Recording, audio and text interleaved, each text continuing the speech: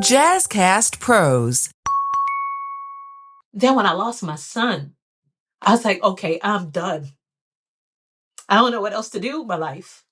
And at that point, I was on the cusp of being released from prison, a place that took me away from my son. So that's another part of my chapter that is very essential to why I had to come out and stop being silent. I hope that now being able to speak about my life before my son's passing, after my son's passing and his legacy, my mental health. Now it's my opportunity to help all those other women that are silent, feeling silent, wanting to stay silent, to come up out of that silence. Welcome to Healing Her Within, the podcast for women who are ready to break free, rise up, and reclaim every part of themselves. I'm your host, Marianne Rivera-Dannert, certified life and confidence coach, author, speaker, and a woman who's walked through the fire and came out fearless. This is Healing Her Within. Let's begin. Today we have a fabulous young lady with us who is one of my co-authors in the upcoming Anthology project, In the Pursuit of Fearless Living, From Wounds to Wisdom, Real Stories of Fearless Feminine Rising. So without further ado, please tell us your name and a little bit about yourself. My name is Leatrice de Bruhl, and I am an aspiring motivational speaker, life coach, grief coach, mentor, author, mom, grandmom. I have a long list of previous employment, but it'll speak for itself as I've come up the ranks in life. But more than likely, I am just a child of God. That's the I most love that. important feature of who I am. I love that.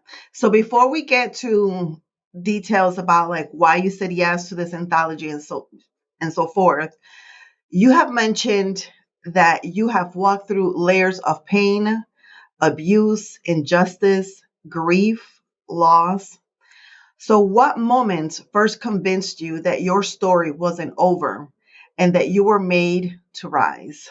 Honestly, it wasn't one big moment, and it wasn't really dramatic. It was over time.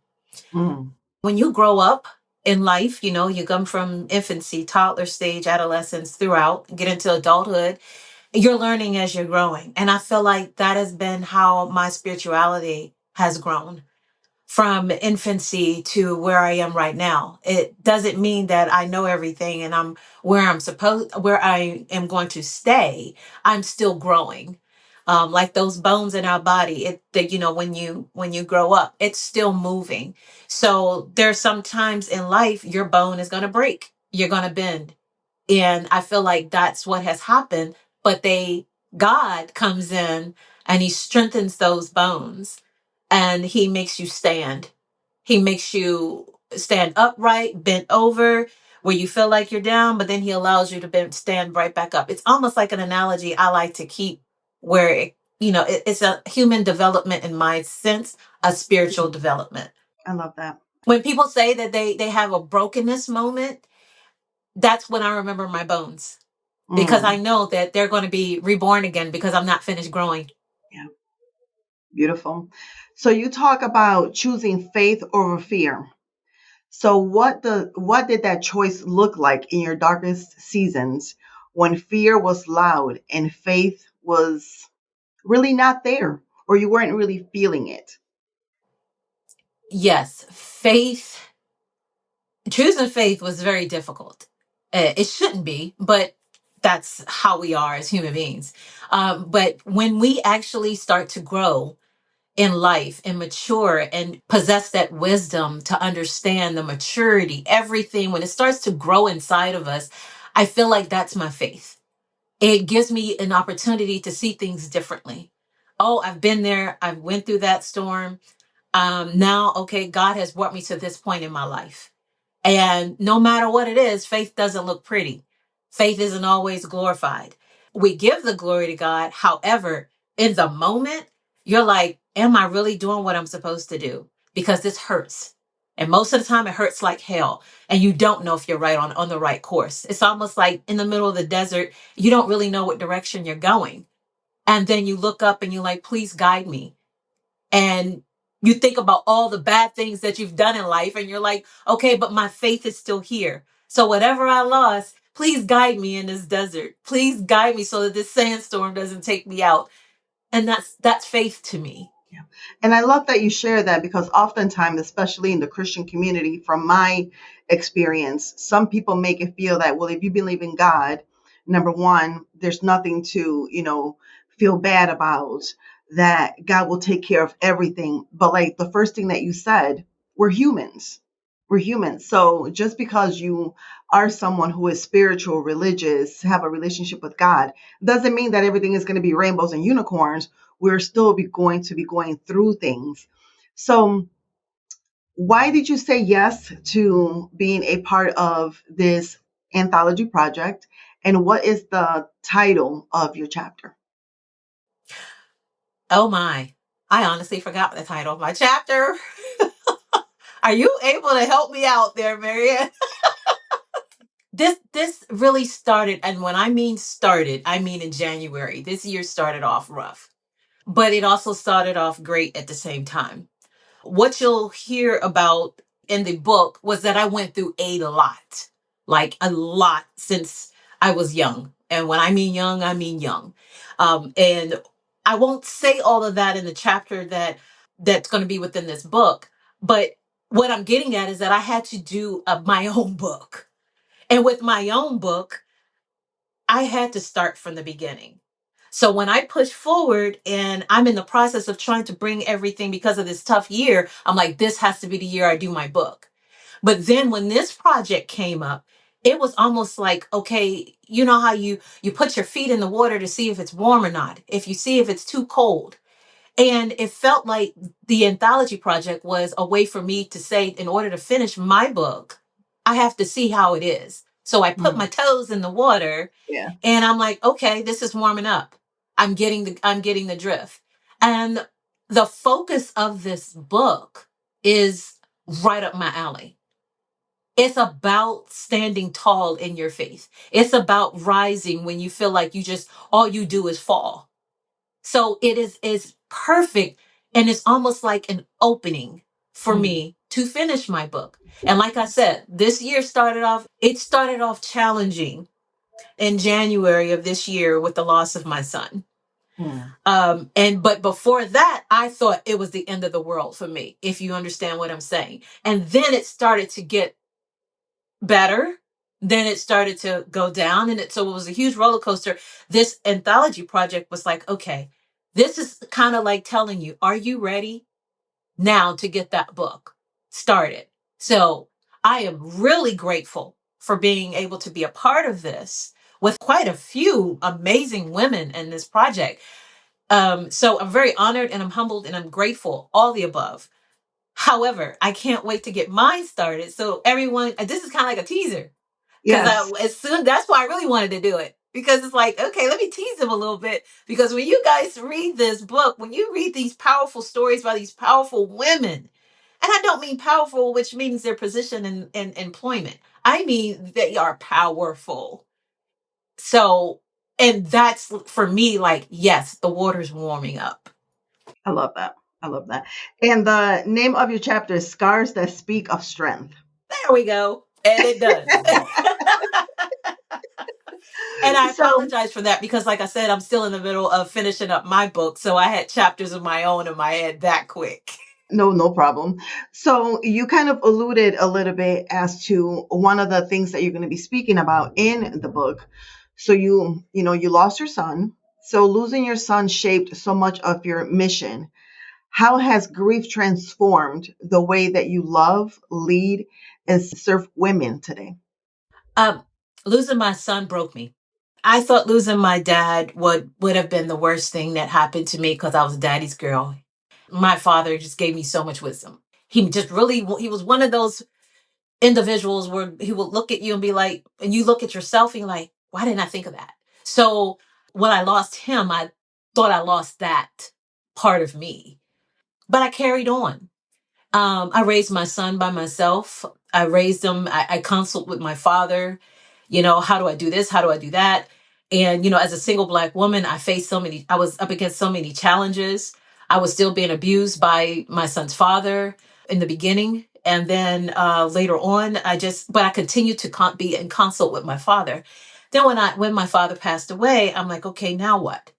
And then so I lean more on my son, even though he is my second heartbeat. And you'll understand why I say that later on. But it was almost as if I was given a second chance. Okay, well, I got my son here. And I thought I'm still going through challenges. Then when I lost my son, I was like, okay, I'm done. I don't know what else to do with my life. Mm-hmm. And at that point, I was on the cusp of being released from prison, a place that took me away from my son, took me away from everybody, but it took me away from the presence of my son.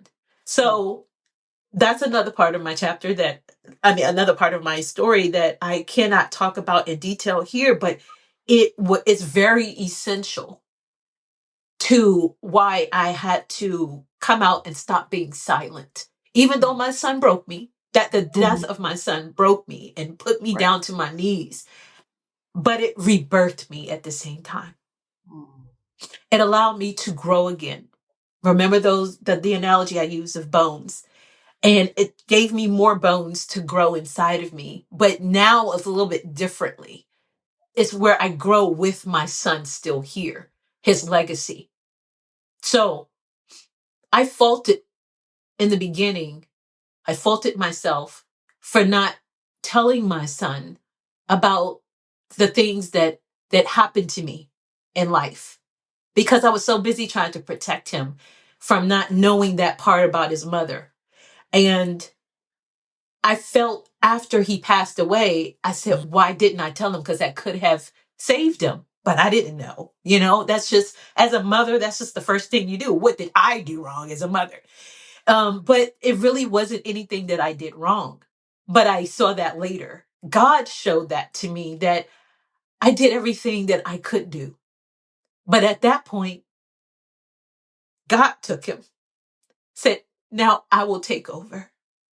And that gives me peace. But I know I felt like right now, I think I just went into a circle, but it actually comes right back to, I was silent with my son for decades. I hear and see so many women do the same thing, especially women that are a minority. We always have to be that strong one. We don't want the world to see us weak. We don't want people in our relationships, in our circle, to see us weak. We know deep down we don't want that. We know we still have that pride in us. But at some point, that silence doesn't do anything but hurt. So I hope that now, being able to speak about my life before my son's passing, after my son's passing, and his legacy, my mental health, my going through life, my lifing, now it's my opportunity to help all those other women that are silent, feeling silent, wanting to stay silent, to come up out of that silence. Thank you so much, for sharing that. And, it's something that, we have spoken about through our coaching, that, healing is an ongoing thing. And, we can still feel the emotion and see the emotion for those that will see the video, that it's still very much there. So, thank you for opening up and sharing with us.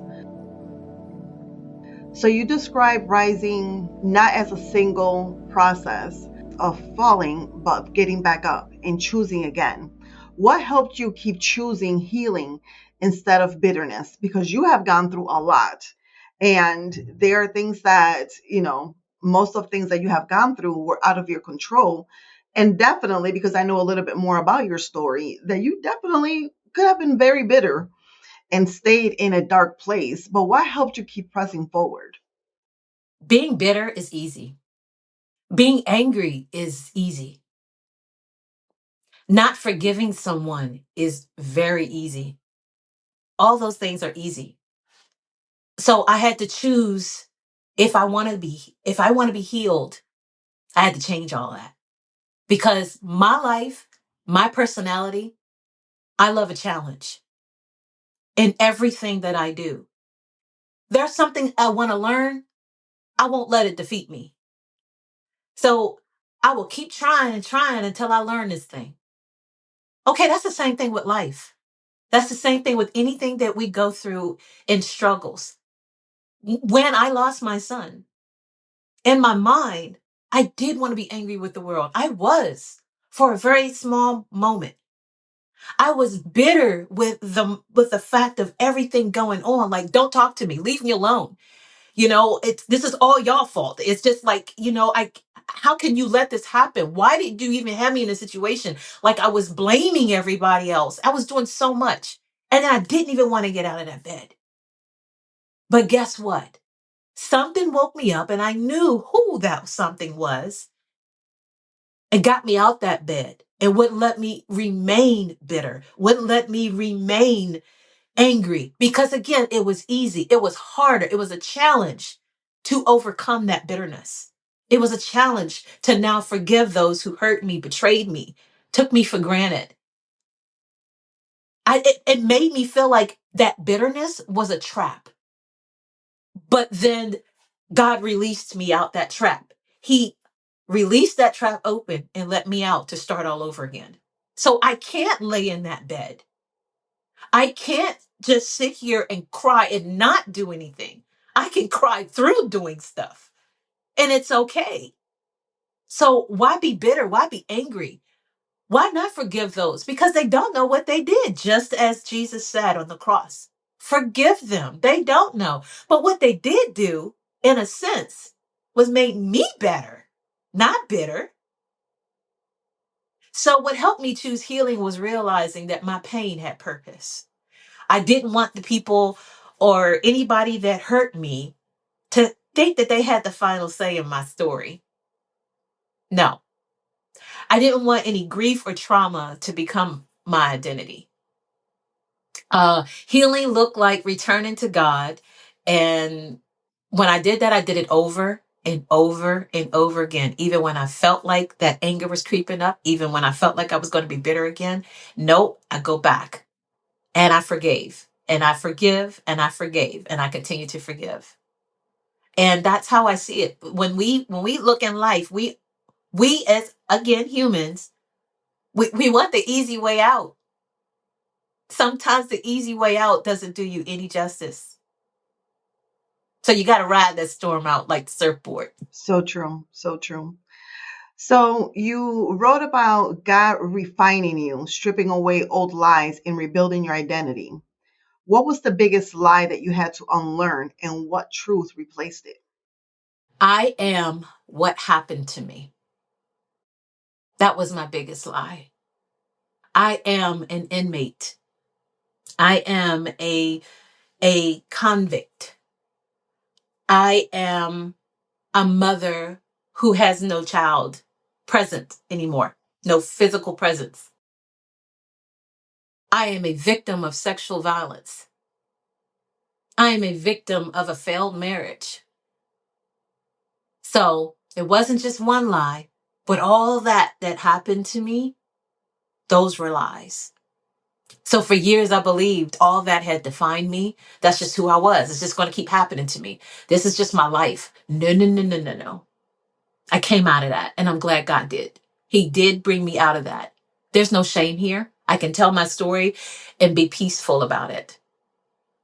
I can share with others and feel good about it. And it actually helps me heal. So the truth that God taught me is I am who He says I am, not what I had survived from. I love that. Thank you so much for sharing that. Your son, Malik, his memory fuels your mission. So how do you honor him in the way that you show up, you speak, and walk with women through their own healing? I honor my son by refusing to stay silent anymore. Every time I choose to live, Even on the days I feel like grief pulls me back down. Every time I speak life into another mother who lost their child, every time I just speak to another woman who just feels like she was unworthy because of her a marriage that did not, continue on, or someone who came out of a relationship where they felt taken advantage of, whatever the case may be, another soul who feels lost or forgotten. I honor my son in those ways.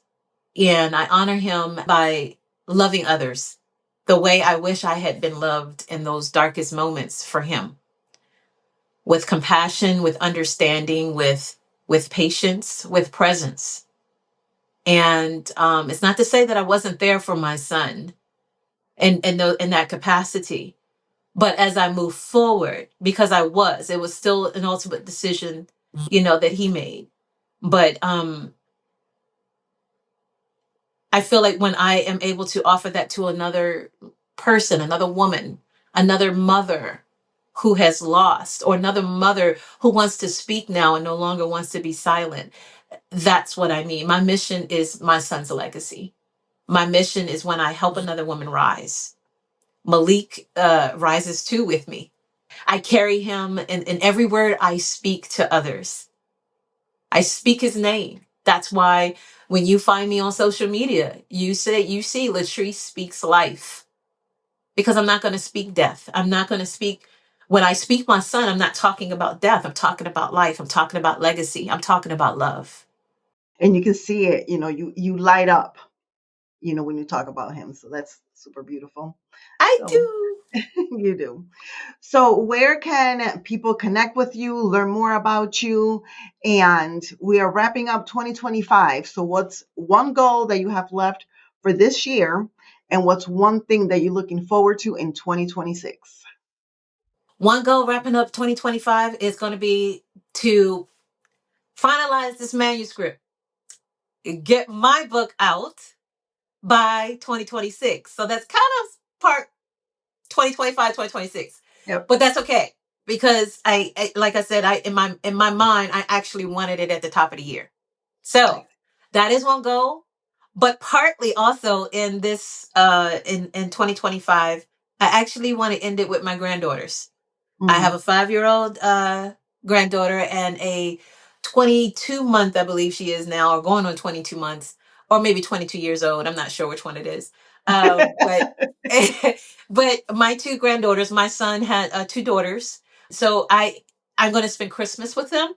I plan to, God willing. And I want to just spend that time, because outside of my son's birthday, spending Christmas with my son was also the best time of the year for me. So why not continue his legacy, continue it by spending it with my grandbabies. And then in 2026, release of my book, furthering more speaking engagements to get out there and reach women, not just by social media, but also, to talk about the Anthology project, to talk about my book when it comes out, and to continue to be there for women. I don't want it to look like coaching is just like a job. I want you to see me as a sister. I want you to see me as a mentor. I want you to see me as someone who's just going to walk with you, because I've been there. I may not have been exactly where you are at that moment with that particular individual, but I'm pretty sure my situations are so similar. My events, my seasons are so similar, where I can feel you and understand you. And I can also provide to you ways that got me through. Because it's only God as to why I can keep a smile on my face. I may still cry, but remember, we still cry tears of joy. So that is my goal, is to get out there full force in 2026 and help and serve these women. And where can people connect with you and learn more about you? So right now, I'm still up in development. The name of my business is actually called Phenomenal Black Women, LLC. But the Black is not of race, obviously. It's an acronym for Blessed Like a Queen in Every Way. So I don't put that on my social media, because I don't want people to think that that is race. People see Black and they think, oh, this is only for Black women. Absolutely not. It's for all women. But you can find me on Instagram and TikTok under Leatrice, Leatrice, Speaks Life, on both platforms. You'll see my bio and everything on social media. Awesome. Thank you so much for being with us today and for sharing your story and your why and some of your goals that are coming up. Oh my gosh. And Marianne, thank you so much for this opportunity. God bless you. Thank you. Thank you for tuning in to today's episode. If you enjoyed today's conversation, please leave us a 5-star review and share with a friend or two. If you aren't already following us on social media, please connect with me on LinkedIn at Marianne Rivera Dannert or visit our website, mariannerivera.com. I will catch you next week with a brand new episode, and remember that you are a priority and you matter. And one last thing, this is a disclaimer. The information shared in this podcast is for educational and entertainment purposes only, and it's not a substitute for professional advice, diagnosis, or treatment. I am not a licensed therapist or counselor. If you're dealing with mental health or emotional challenges, please seek support from a qualified professional or a licensed counselor. Have a beautiful day.